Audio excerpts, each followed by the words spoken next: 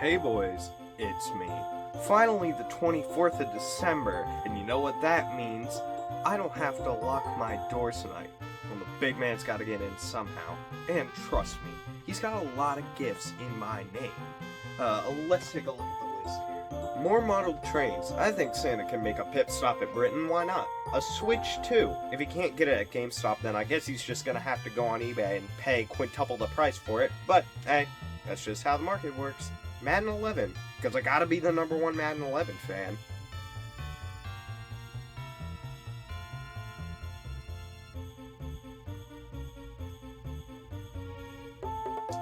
Yeah, well, as you can see, I have way too much stuff to read out loud, but I think Santa can get it all for me. In the meantime, however, I think I'm gonna review the idea of giving gifts.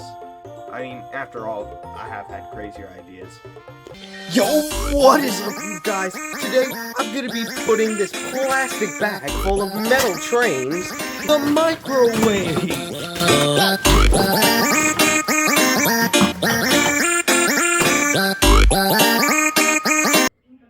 What? Did you think I was gonna turn it on, you sick freak? Gift giving on Christmas started all the way back when Christmas started. 3 wise men came to baby Jesus, each carrying gold, frankincense, and myrrh respectively. Now, you probably recognize gold from its roles in such pieces of media as Minecraft, Fortnite, and Sodor's Legend of the Lost Treasure. But most people have no clue what the other two are. Well, frankincense and myrrh are basically just tree gum. Anyways, somewhere down the line, everybody started giving gifts every Christmas, and Coca-Cola really kicked off the Big Red guy's career. I've obviously had my fair share of presents given to me in my lifetime. A few highlights include G-Scale Lionel Thomas, a bowling ball, a computer, and in-box Earl Thomas items that I took out of the packaging because I was a stupid kid. Now, when it comes to giving gifts, I don't really do anything too special. Usually, my parents would just buy the gifts and give me credit for it. If only I could do that in school. Anyways, I'm honestly out of things to talk about. I was kind of hoping to have more stuff to talk about. I guess I'll just watch some YouTube or something.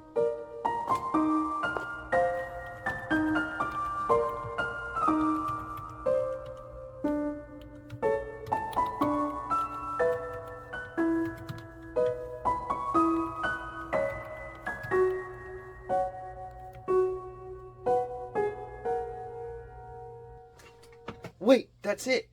I could just review some random Christmas stuff. So, I think I'll start off with an episode of a series I can barely understand. That's right, I'm going to be talking about Greeny Phantom. If you aren't aware, Greeny Phantom is a YouTube web series that claims to have come out in the 90s on real television and was created by Sony Wonder, the educational home media division of Sony, Cinar, a Canadian distribution company, and the Children's Television Workshop, the company behind Sesame Street. However, none of that is really true because it was a crappy Microsoft Paint show created by some guy who couldn't speak very good English back in 2009. Nonetheless, it has several Christmas and winter-based episodes, and today I'm going to talk about the episode Snow Soldier. And trust me when I say it is a bat crap insane.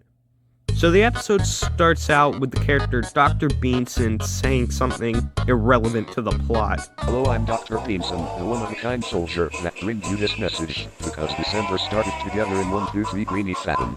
2 days until Christmas, 2 episodes until Season 6 epilogue. Then Little Guy, the main character of the show, goes out to play in the snow, and then he sees a snowman named Snow Soldier, which is just Dr. Beanson. Then there's a flashback, and then Snow Soldier is, oh my! Yes, you saw that correctly. He was just set on fire. But then he comes back, and then he sends Little Guy to jail, and then he says this? If he puts me in this jail, I will cut his belly open, slice his heart in half, carve my name on his back with an ice pick, and make him melt while I got blown up in a stupid washroom. From the company that brought you Sesame Street, folks. And that's it. Wait, what? That's it? This was awful. This was crazy. And worst of all, this was supposed to be a Christmas special. But all things considered, this was probably one of the best episodes of the show. Is this good? Heck no. But it is absolutely the most insane episode of Greenie Phantom. Most of the other ones are just boring, nonsensical plots that make me want to eat shattered glass. But this one was at least entertaining. It was so bad it was good. I give it a C-. Well, that was sort of fun. But I need at least one more thing to review.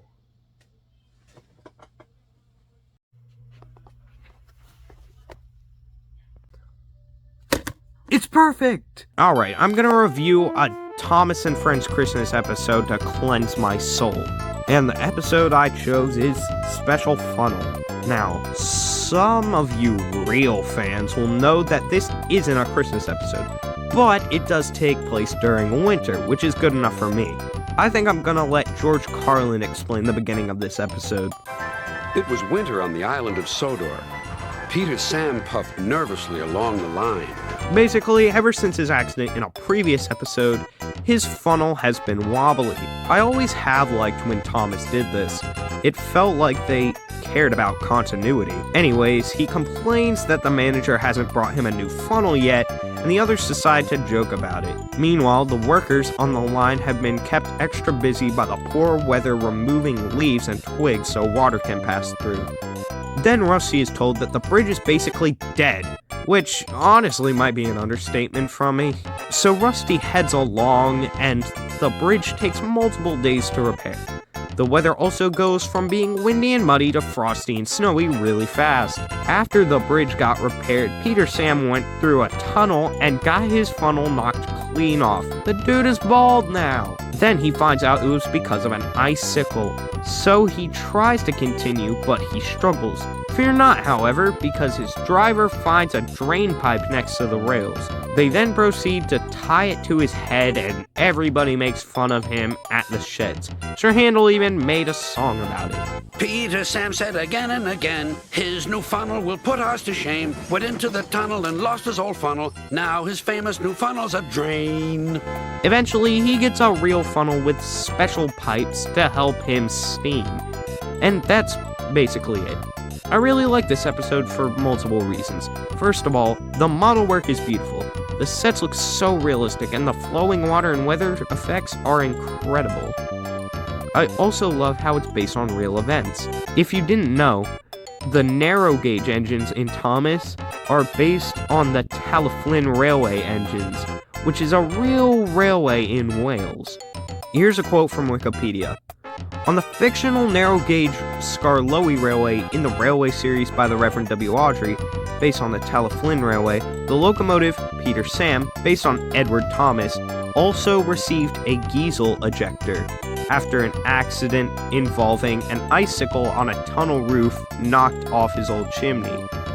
Unlike Edward Thomas, Peter Sam retains the ejector to the present day. In Thomas and Friends, the television adaptation, it was depicted as a square chimney, as on his TV series model. His old chimney was never removed, and the new chimney was a shroud placed over the old one, but was changed to an accurate Giesel ejector in the CGI series. That's not really something that the TV series did, though, because this episode is an adaptation of a Wilbert Awdry story. But I still find it to be a great thing. Overall, this is a great episode.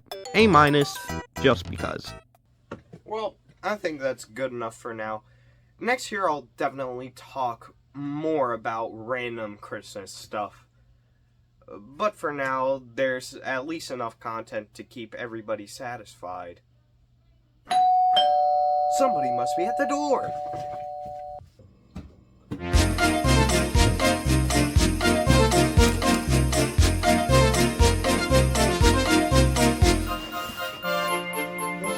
It's just what I wanted.